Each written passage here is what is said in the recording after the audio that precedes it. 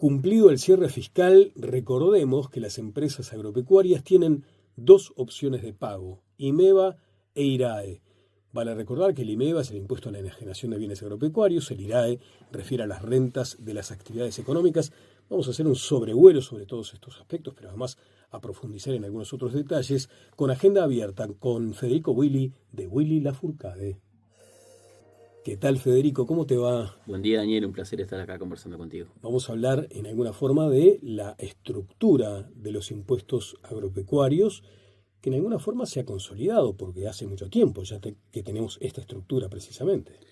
Bueno, el sistema tributario que recae sobre el sector agropecuario podríamos definirlo como una gran colcha de retazos, donde incluso en la última gran modificación que tuvo nuestro sistema tributario, que fue en el año 2007, con la reforma tributaria del 2007, valga la redundancia, las modificaciones que hubieron sobre dicha tributación, sobre la tributación que recae sobre el sector agropecuario, no sufrió grandes modificaciones. Uh-huh. Sí sufrió algunas modificaciones, pero retazos en la gran colcha que se le van agregando y quitando a lo largo de los años, diríamos desde 1960 aproximadamente. Eso me hace pensar en parches, tal vez. Sí, parches, ni que hablar parches sobre una realidad agropecuaria, una realidad productiva en el sector agropecuario muy tecnificada, muy modernizada, mucho más eficiente que cuando se concibió la actual estructura tributaria que tiene en el sector. Entonces hay un gran desenganche entre la realidad del sector hoy en cuanto a tecnología, formas de producir, rindes económicos en los establecimientos, con el sistema tributario que recae sobre el mismo, que es de otra época, es de 50 años atrás. ¿Es necesario revisar eso? Sí, por supuesto. Y es algo que no se le ha hincado el diente, no solo no se le ha hincado el diente para ayornar la normativa tributaria, sino que Uruguay se debe una gran discusión respecto a qué modelo de tributación debemos tener en el sector agropecuario. Para ejemplificarlo, el gran porcentaje de los impuestos que paga hoy un establecimiento agropecuario está destinado a lo que en la jerga se conocen como impuestos ciegos. Un gran porcentaje. Exacto. Para que quienes nos escuchan lo entiendan, qué son, y bueno, son aquellos impuestos que tributa el contribuyente independientemente de la ganancia o la renta que genere. En la práctica, ¿cuáles son en el sector agropecuario? Contribución inmobiliaria rural, impuesto al patrimonio y primaria. Y esto genera un gran desafío en el productor y en el Estado, podríamos decir también, pero enfoquémonos en el productor, en el dueño del establecimiento. ¿Y por qué genera un gran desafío? En primer lugar, porque no puede hacer mucha cosa para planificar e incidir en la cuantía del impuesto que paga. Pero a su vez, si nosotros miramos y quienes recorremos el interior sabemos que no hay una contraprestación que se ajuste a los impuestos que paga el productor por concepto de impuestos ciegos. Vale citar el estado de la caminería rural en nuestro país. Hay intendencias que han intentado establecer lo que es el precio por circulación en caminería rural. El que rompe paga. El que rompe paga y bueno, han habido casos donde se han declarado inconstitucionales, donde han prosperado, otros a medias. Pero bueno, el gran desafío es el productor no puede hacer mucha cosa en los impuestos ciegos que recaen sobre el establecimiento. El segundo desafío es a nivel del Estado nacional y de los gobiernos departamentales en tratar de achicar la brecha y darle más servicios al productor por todo aquello que paga por concepto de impuestos ciegos, principalmente contribución inmobiliaria rural. Pero a su vez, lo que tenemos que tener en cuenta y que es un enorme desafío para el productor es que sus ingresos son en dólares. Uh-huh. Y en un contexto de atraso cambiario cada vez tiene que liquidar más dólares para cumplir con estos impuestos que no solo son en pesos, sino que muchas veces se ajustan sobre una base que se actualiza con inflación. Claro. Entonces, con una baja del tipo de cambio y con una suba de la inflación, el productor cada vez liquida más dólares para pagar impuestos ciegos. O sea que en su estructura de costos cada vez pesan más. Uh-huh. Fede, lo curioso, si se quiere, es que hace mucho tiempo, hace años, que escuchamos, por ejemplo, en los discursos que se dan en la ARU, en la exposición rural, cuando allí confrontan las miradas el gobierno y el sector de los productores, o uno de los principales sectores de los productores, se habla de la importancia de revisar los impuestos ciegos. Hace años que se habla de eso. Sí. Y no hay un solo cambio en ese sentido. ¿Por qué? Yo creo que no ha habido un contexto o un clima acorde para hacerlo, porque en primer lugar lo que siempre nosotros vemos por parte de quienes tocan estos temas es que lo hacen con un componente ideológico exacerbado. Es imposible que cada uno se libere de sus ideologías y de sus formas de pensar, pero hay que hacer un gran esfuerzo para dejarlas un poco relegadas y tratar de, a través de un buen diálogo y un buen entendimiento de una y otras partes y de sincerar las Claro. cuestiones, buscar las formas de encaminarlo. Por ahí hay que pensar en quiénes pueden ser los interlocutores para tender puentes. Ajá. Hablando de sinceramiento, también el mundo ha cambiado de tal forma que hoy tal vez vale más lo que uno pone encima de la tierra que la propia tierra. Bueno, la Tierra tiene un factor extremadamente preponderante porque es por lo finito y lo limitado que es el recurso, ¿no? Pero sin duda que hoy, sin el conocimiento y la implicancia tecnológica de lo que uno pone arriba de la Tierra, es muy difícil obtener los rendimientos que hay que obtener para que el proyecto sea viable, sin ningún lugar a dudas. Bien, mencionabas lo del interior, la realidad de recorrer departamentos que claramente tiene sectores productivos muy pujantes que piden una contraprestación. O sea, está bien, yo pago mis impuestos, pero denme algo a cambio, y a veces ese algo a cambio no llega. Más allá de eso, la conducta general del sistema productivo en el último tiempo ha cambiado. ¿Hay un compromiso por cumplir con las obligaciones?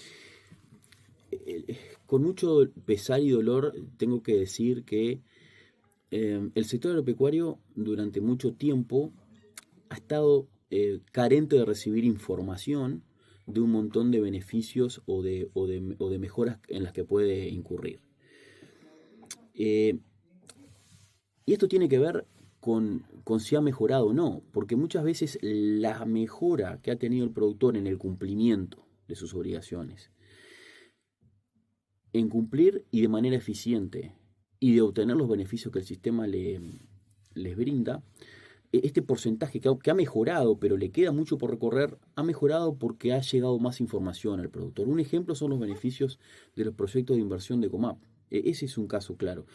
Cada vez hay más proyectos o productores que se amparan en este beneficio, pero todavía queda un camino largo por recorrer y de realizar un cambio cultural en la forma de trabajar. Porque solamente, y vemos que mayoritariamente se pone el foco en el cumplimiento del requisito formal de la presentación de la declaración jurada a fin de año.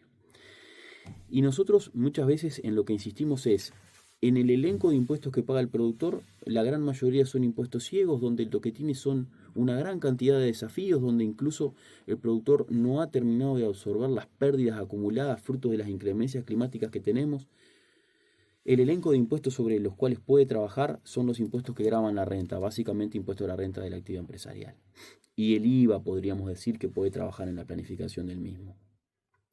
El productor tiene que seguir trabajando en cambiar la forma de encarar estos temas y no visualizándolo solo como tengo el objetivo de cumplir con el requisito de fin de año, al 30 de junio, de presentar la declaración jurada, sino que levantar la vara y durante el año ir trabajando de manera ordenada en la parte de la planificación financiera de los impuestos. Entonces, hoy no alcanza solo con cumplir más, lo que tú decías, claro, Daniel. Claro. Hoy no alcanza con eso. Hoy hay que levantar la vara y tratar de ver todos los puntos donde puedo ser más eficiente. Y ahí está en la parte financiera, en la que trabajo durante el año, gestionando créditos fiscales, siendo ordenado y no dejando nada por el camino que en el día de mañana puede ser un beneficio tributario a gestionar. Para lo cual necesitas información de calidad, como lo mencionaste. Y también allí apunto a otro aspecto, certidumbres. Porque en realidad cuando vos programás un ejercicio, no lo estás haciendo de un día para el otro. Hay una planificación, hay muchas variables que deben ser ajustadas, revisadas, y después trazás un trayecto, ¿no? Y decís, bueno, yo pretendo llegar a determinados objetivos en determinado tiempo. Cada tanto hay unos cimbronazos en los cambios de políticas. Recientemente sucedió con la exportación de ganado en pie destinado a faena, que no sé si querés comentar el hecho puntual. Lo cierto es que puede llegar a dejar en evidencia cambios de regla que también te alteran hasta el comportamiento fiscal. En la economía, los cambios de regla abruptos, sin planificación, sin comunicarlo con suficiente anticipación, no son un buen amigo para la generación de negocios y para hacer crecer el PBI, que es un poco el gran desafío macroeconómico que Uruguay tiene. Nosotros creemos que esta reciente decisión del presidente Orsi y del ministro de Economía de dejar sin efecto la medida adoptada por el ministro de Ganadería de suspender la posibilidad de exportar ganado en pie es una muy buena decisión. ¿Por qué? Porque si nosotros decimos que el productor tiene un alto costo Estado mediante una elevada carga de impuestos ciegos, que trabaje o no trabaje lo tiene que pagar igual, haya inclemencia climática o no lo tiene que pagar igual, le vaya bien o mal lo tiene que pagar igual, y encima le cortamos la posibilidad de hacer negocios libremente, es un combo explosivo que el único final que tiene es un final de generar mucho más complejidad a las empresas agropecuarias de las que actualmente tienen. Claro, y después, si tenemos una mirada un poco más macro, tampoco debe resultarle al empresario agropecuario, al inversor, tampoco debe resultarle amistoso estas controversias en la propia interna de un gobierno, de un poder ejecutivo, porque en realidad allí lo que se nota es cierta inconsistencia en el rumbo. Sí, eso no es solo para el sector agropecuario, ¿no? Eso es una señal generalizada donde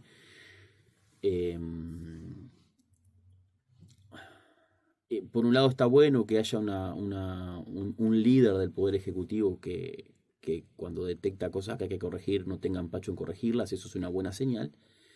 Lo desafiante es a futuro esas formas de visualizar los temas tan distintas y descoordinada en la instrumentación de medidas. Yo creo que ese es un punto que Uruguay debería mejorar. ¿Sí? Bien, volvemos, si te parece, Federico, respecto a cuestiones que tenían que ver con la pregunta original, la estructura de los impuestos agropecuarios.